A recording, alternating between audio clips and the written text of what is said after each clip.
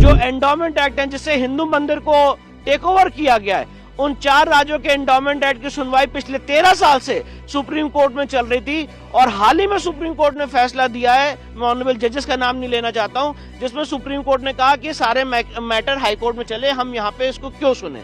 तो जो ये एक बात है कि हम यहाँ पे डायरेक्टली इसको क्यों सुने, ये सवाल इस केस में क्यों नहीं पूछा जा रहा है, ये सारी बातें हम कोर्ट के सामने रखेंगे। कोर्ट आए थे तो बोला गया सुप्रीम कोर्ट क्यों आ गया सीधे। जब वक्फ को लेके हम सुप्रीम कोर्ट आए थे सीधे तो बोला गया सुप्रीम कोर्ट सीधे क्यों आ गए। और 7 साल से पूरा समाज इस देश के अलग अलग हाई कोर्ट में स्ट्रगल कर रहा है। 140 से ज्यादा याचिकाएं देश के अलग अलग हाई कोर्ट में दायर हो चुकी हैं, आज तक कोई इंटरिम रिलीफ नहीं मिली है।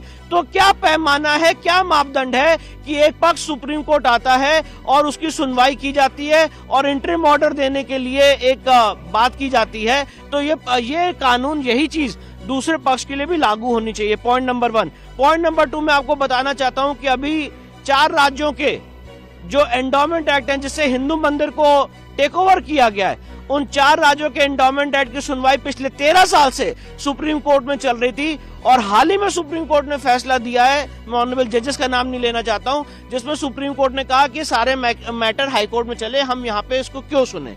तो जो ये एक बात है कि हम यहाँ पे डायरेक्टली इसको क्यों सुने, ये सवाल इस केस में क्यों नहीं पूछा जा रहा है, ये सारी बातें हम कोर्ट के सामने रखेंगे। क्या संभावना ये है कि जो रेलेवेंट हाई कोर्ट है उनके पास भेज दिया जाए? मेरा ये प्रपोजिशन है, मेरा ये सजेशन है कि सारे मामले एक हाई कोर्ट में भेज दिए जाएं और उसकी कॉन्स्टिट्यूशन बेंच बना दी जाए और उसकी 6 महीने के अंदर सुनवाई हो जाए।